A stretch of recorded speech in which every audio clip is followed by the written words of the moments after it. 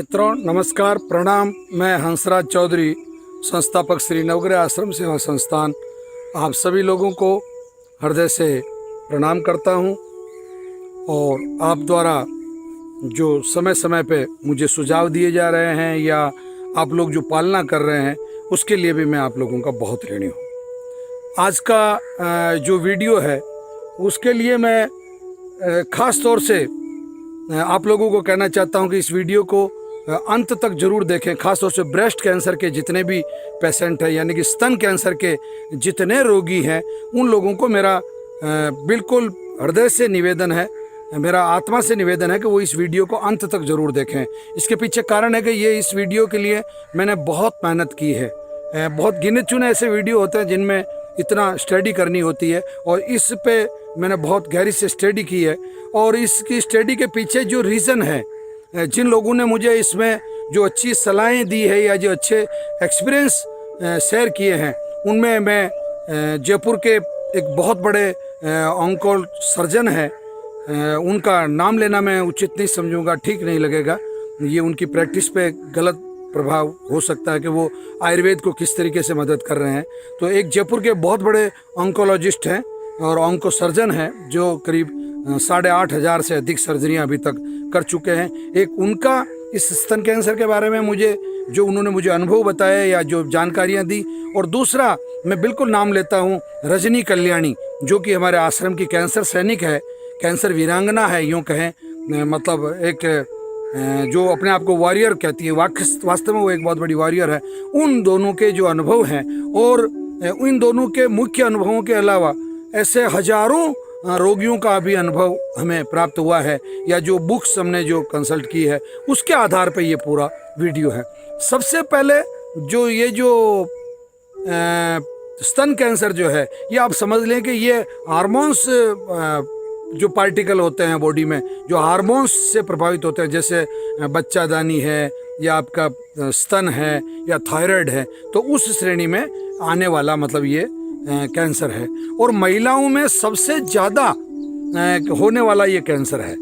आप इस बात को बहुत ध्यान से सुनिए, महिलाओं में यूट्रस कैंसर से भी ज़्यादा स्तन कैंसर मतलब होने लगा है इन दिनों में। पहले पुराने आंकड़े ये बताते थे कि यूट्रस कैंसर अधिक होता था, और बहुत सारे महिलाओं का तो केवल ये डर बता गया कि आपको तो यूट्रस में कैंसर हो सकता है, इसलिए आप यूट्रस निकाल दीजिए। तो जब यूट्रस ही निकाल दिया जाता है 1-2 संतान के बाद में, आजकल तो पता नहीं है क्या आएगा, अजीब परंपरा, जबकि यूट्रस कभी नहीं निकलवाना चाहिए जब तक कि आखिरी मजबूरी नहीं हो। ये मैं यूट्रस कैंसर के बारे में आपको साफ तौर से कह रहा हूँ। भले सिंपल भी यूट्रस नहीं निकलवाना चाहिए जब तक कि क्योंकि उससे आपका पूरा बॉडी का जो हार्मोनिकल बैलेंस है वो खराब हो जाता है। आता हूँ मैं वापस विषय पे। 30% मतलब महिलाओं को, अगर जैसे मान लो 100 महिलाओं को कैंसर हुआ है, तो आप ये मान के चलिए कि 30 महिलाओं को स्तन कैंसर होगा, और करीब 30 महिलाओं को ही मतलब यूट्रस कैंसर होगा। बल्कि हो सकता है कि 25 महिलाओं को यूट्रस कैंसर हो, क्योंकि आजकल ये जो गणित बदला है, समाज का गणित जिसको मैं कहता हूँ, जो सोच बदली है उसके पीछे, जबकि ये सोच अच्छी नहीं है। उच्च वर्ग मतलब बिल्कुल हाई क्लास जो फैमिलीज हैं, जो जेंट्री जिसको बोलते हैं, उनमें सर्वाधिक ब्रेस्ट कैंसर पाया जाता है। और मिडिल क्लास जो बिल्कुल लोअर क्लास नहीं है, लोअर क्लास में सबसे कम ब्रेस्ट कैंसर पाया गया है। यानी कि गरीब लोगों में, जो गांव के मेहनतकश लोग हैं, उनमें ये ब्रेस्ट कैंसर सबसे कम पाया जाता है। और जो हाई क्लास जो लोग हैं, जो अमेरिका, इंग्लैंड या बम्बई, कलकत्ता और दिल्ली जैसे महानगरों की संस्कृति के लोग हैं, उनमें ब्रेस्ट कैंसर सर्वाधिक पाया जाता है। और इसका विशेष तौर से कारण है, यूट्रस कैंसर भी उनमें ऐसा ही पाया जाता है, परंतु ब्रेस्ट कैंसर सर्वाधिक उनमें पाया जाता है। अब इसके पीछे जो कारण है वो उनका खान पान है, उनका जीवन शैली है, उनके अंदर जहर की इतनी मात्रा है, टॉक्सिक की इतनी मात्रा है, ये सब कारण। इस कारण के अलावा इस वीडियो में मैंने बहुत मेहनत की है। अब इसके अलावा मैं जो कारण निकाल के लाया हूँ, विज्ञान की जो रिसर्च है और हमारे श्री नवग्रह आश्रम की जो रिसर्च टीम है, उन्होंने हमारे को 5-6 बहुत चौंकाने वाले आंकड़े दिए। उन आंकड़ों को आप ध्यान से सुने।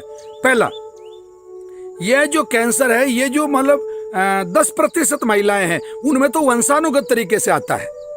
मतलब यानी कि विज्ञान ने ये पता लगा लिया है कि BRCA1 और BRCA2 ये दो ऐसे गुणसूत्र मतलब पकड़े हैं, जो आपके गुणसूत्र होते हैं कि आपके पिताजी से और माताजी से जो आपको गुण मिलते हैं, गुणसूत्र मिलते हैं, उन गुणसूत्रों के आधार पर 10% महिलाओं को तो ये कैंसर मतलब होता है। और ये अगर BRCA1 और BRCA2 अगर किसी पुरुष में भी पाया गया ये गुणसूत्र, तो उसको भी ब्रेस्ट कैंसर होता है। और वास्तव में हमने यहाँ अच्छे से देखा है कि 100 महिलाएं अगर ब्रेस्ट कैंसर की आ रही है तो उसमें उस पर एक पुरुष भी ब्रेस्ट कैंसर वाला आता है, यानी कि पुरुषों को भी स्तन कैंसर होता है। ये मैं मतलब आप लोगों को समझाना चाह रहा हूँ। विज्ञान और हमारी रिसर्च जो है वो ये कहती है कि 30 साल बाद जो महिलाएं शादी करती है, आफ्टर 30 ईयर, मतलब 30 साल बाद जो शादी करती है, उनमें ये कैंसर होने के जो चांस है वो 20 से 30% और बढ़ जाते हैं।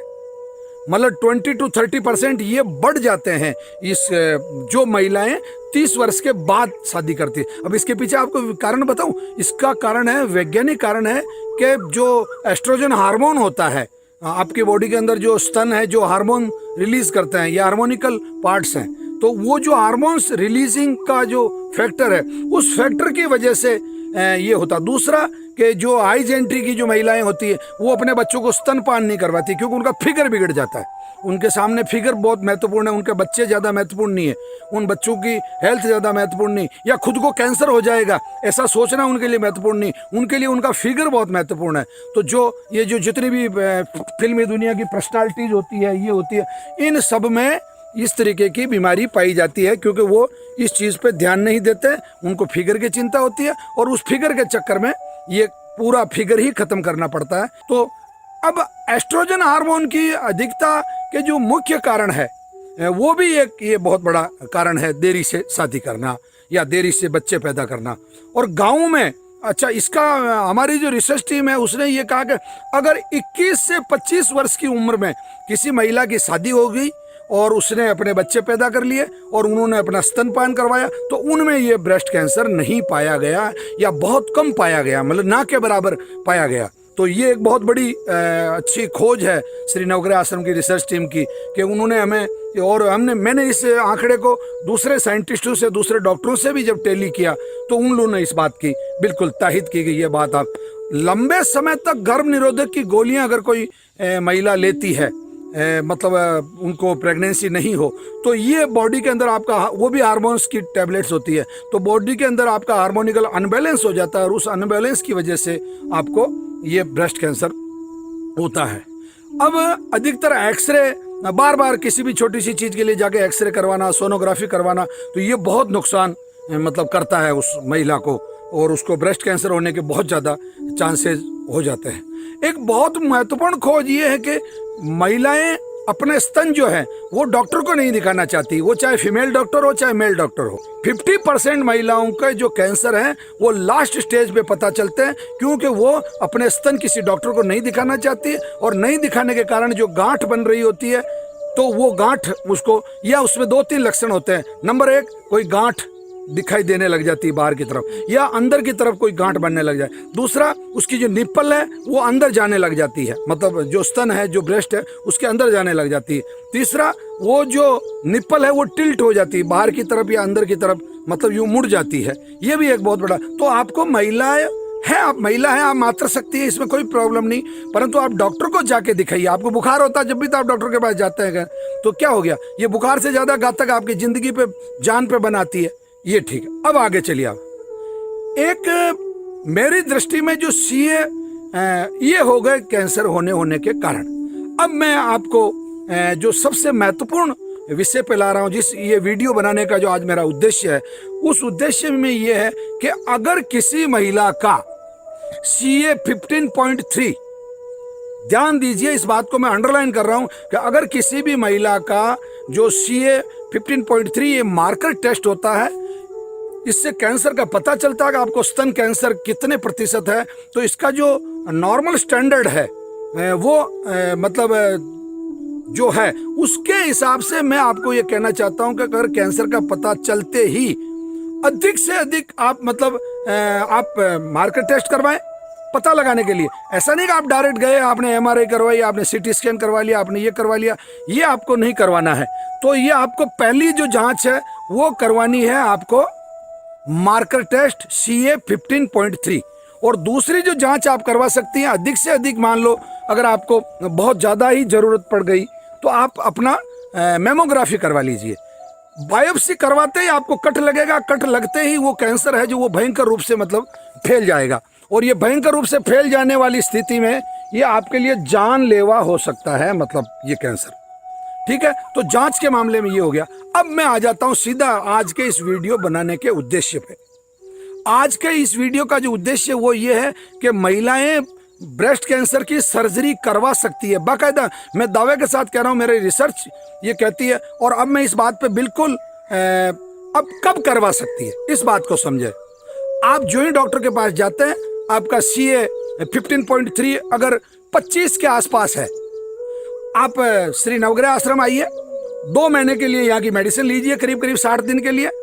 आपका जब CA 15.3 लेवल अगर मान लो 17 से नीचे, 15-16 से नीचे आ गया, आप आराम से अपनी सर्जरी करवा सकते हैं किसी भी सर्जन उस। और फिर आप लगातार 8-9 महीने तक आश्रम की जो कैंसर चिकित्सा है श्री नवग्रह आश्रम की, उसको आप लगातार लेते रहिए, आपको कोई प्रॉब्लम नहीं होगी।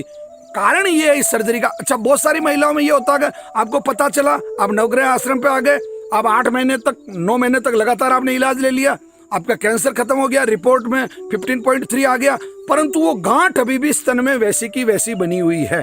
तो वैसी स्थिति में आप अगर सर्जरी करवाते हैं तो आपको कोई नुकसान नहीं होता है।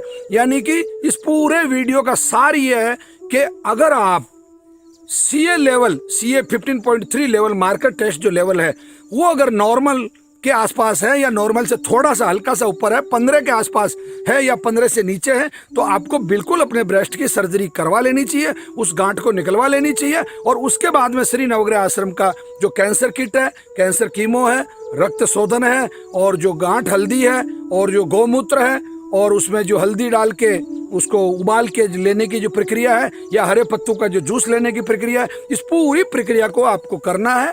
इसलिए आज का ये बहुत महत्वपूर्ण वीडियो है, आप इस पे पूरा ध्यान दें। श्री नवग्रह आश्रम यूट्यूब चैनल को और हंसराज चौधरी यूट्यूब चैनल को सब्सक्राइब रखें, और नोटिफिकेशन हमेशा ऑन रखें, और शेयर करें।